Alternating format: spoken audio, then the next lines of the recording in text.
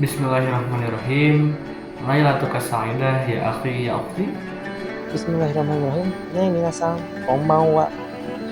Mazu wa zukou shoukai desu.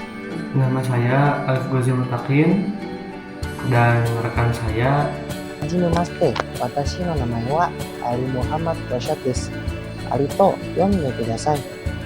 Watashi wa 3年生の高校生です。どうぞよろしくお願いします。Halo semuanya, perkenalkan, nama saya Ali Muhammad Rosyad. Kalian semua bisa memanggil saya Ali. Saya dari kelas 3 Mualimin, saya dari kelas 3A Mualimin atau SMA. Senang berkenalan dengan kalian semua. Domo arigatou gozaimasu. Dan di sini kita akan membahas salah satu materi sejarah kebudayaan Islam tentang tokoh pembaharu Islam, yaitu Muhammad Abduh dan Muhammad Rashid Ridho. Nah, pada pembahasan pertama kita akan membahas tokoh pembaharu Islam yaitu Muhammad Abduh dari Ali Muhammad Rashid. Oke, terima kasih kepada Alif atas pembukaannya. Di sini saya akan menjelaskan tentang tokoh pembaharu Islam. Yang pertama yaitu Muhammad Abduh yang saya akan jelaskan. Abduh lahir di perdusunan desa Nil Mesir, Delta Nil Mesir pada tahun 1849. Keluarganya terkenal berpegang teguh terhadap ilmu dan juga agama. Ayahnya beristri dua. Pada saat muda, Abduh merasakan sulitnya hidup dalam keadaan keluarga berpoligami. Ini menyakitkan dia untuk membawa perubahan terhadap hak-hak wanita dan keluarga. Nah, pada usia 12 tahun, Abduh telah menghafal seluruh Al-Quran. Kemudian pada usia 13 tahun, ia dibawa ke Tanta untuk menimba ilmu di Masjid Ahmadi. Masjid ini sering juga disebut sebagai Masjid Syekh Ahmad, yang kedudukannya dianggap level kedua dari Al-Azhar dari segi menghafal dan belajar Al-Quran. Nah, pelajaran di masjid ini ia selesaikan selama 2 tahun, dan kemudian pada tahun 1866 Abduh meninggalkan istri dan keluarganya untuk menuju ke Kairo untuk menimba ilmu di Al-Azhar. Nah, 3 tahun setelahnya, setelah beliau belajar di Al-Azhar, Jamaluddin Al-Afghani datang ke Mesir. Nah, di bawah bimbingan Jamaluddin Al-Afghani, beliau mulai memperluas studinya sampai ke ranah filsafat, kemudian politik dan juga ilmu sosial. Ia merupakan pembaharu Mesir modern yang banyak bergerak pada lingkup sosial dan kemasyarakatan. Abduh menyelesaikan studinya pada tahun 1877 dan mengajar pertama kali di Al-Azhar. Ia mengajarkan akhlak karya Ibnu Miskawai, Muqaddimah Ibnu Khaldun, dan sejarah kebudayaan Eropa karya Guizot, yang diterjemahkan oleh Tantowi ke dalam bahasa Arab. Nah, beliau meninggal pada tanggal 11 Juli 1905. Pada saat itu Mesir dan Islam merasa kehilangan atas meninggalnya seorang pemimpin yang terkenal lemah lembut dan dalam spiritualnya. Kemudian selanjutnya ide-ide pemikiran Muhammad Abduh, yaitu penyakit yang melanda negara-negara Islam ialah adanya kerancuan pemikiran agama di kalangan umat Islam sebagai konsekuensi datangnya peradaban Barat dan adanya tuntutan dunia Islam modern. Perlu adanya perombakan sistem pendidikan maupun kurikulum. Kemudian kemunduran umat Islam bukan karena ajaran Islam itu sendiri, melainkan adanya sikap jumud di tubuh umat Islam itu.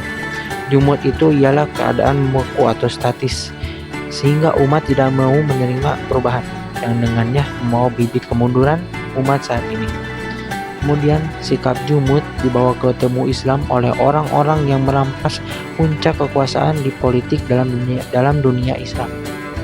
Mereka juga membawa paham animisme, tidak mementingkan pemakaian akal, jahiliyah, dan tidak kenal terhadap ilmu pengetahuan.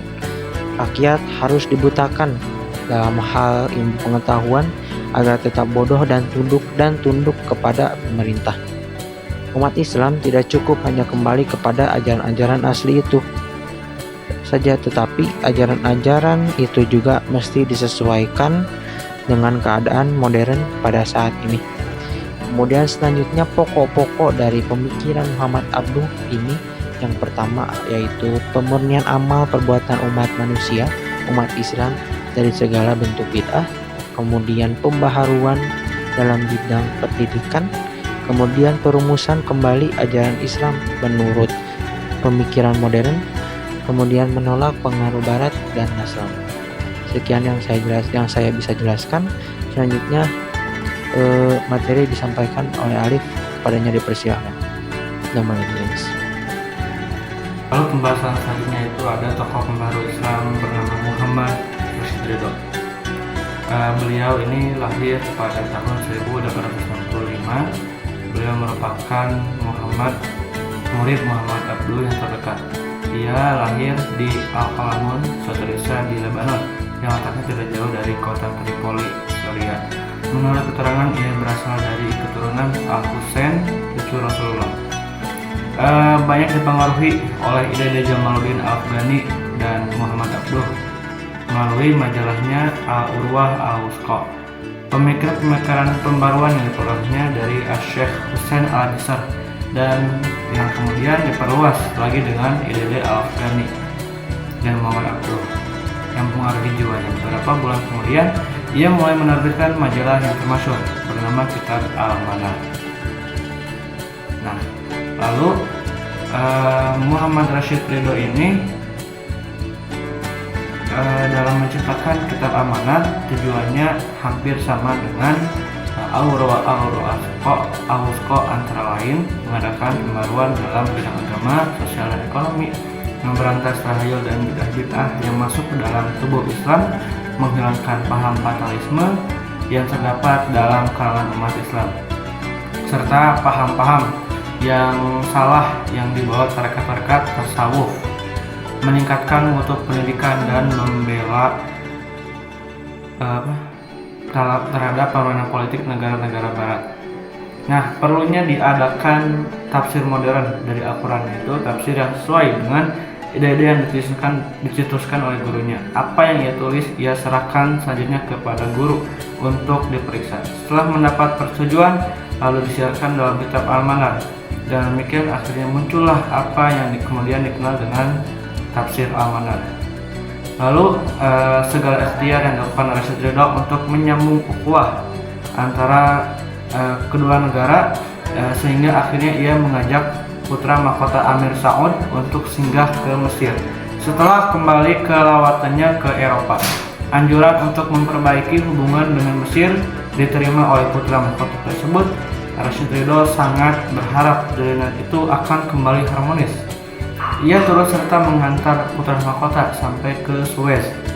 Setelah ikhtiar ini berhasil, Amir Saud kembali ke Hijaz dan Rashid Ridho pulang ke Kairo. Nah, dalam perjalanan pulangnya, itulah Allah Azza wa Jalla memanggilnya untuk menghadap ke hadiratnya.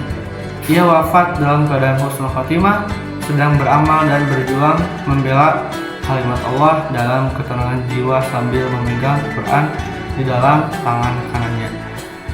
Tugas mulia menyambungkan ukhuwah dua negara ini selesai. Ia dikarunia Allah usia 72 tahun, tepat pada tanggal 23 Jumadil Ula 1393.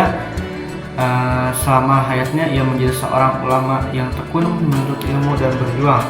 Melalui karya tulisnya menyuarakan kebenaran, keadilan, dan peri kemanusiaan berdasarkan ajaran Islam yang murni. Nah, lalu apa saja pemikiran-pemikiran Muhammad Rashid Ridho?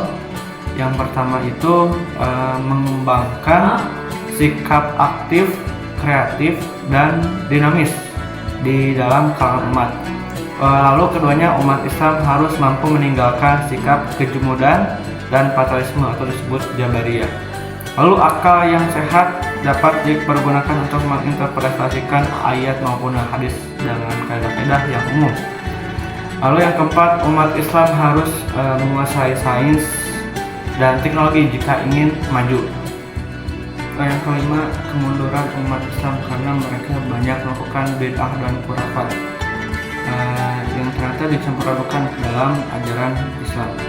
Lalu yang keenam, kebahagiaan dunia dan akhirat diperoleh melalui hukum alam yang ditetapkan Allah. Yang ketujuh, umat Islam harus kembali pada sistem pemerintahan khalifah.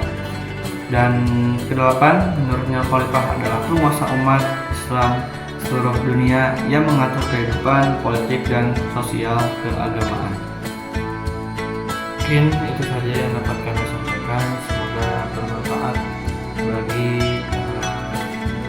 rekan-rekan semua, tentunya dalam proses thalabul ilmi di kehidupan dunia ini. Wabillahi taufiq hidayah. Wassalamualaikum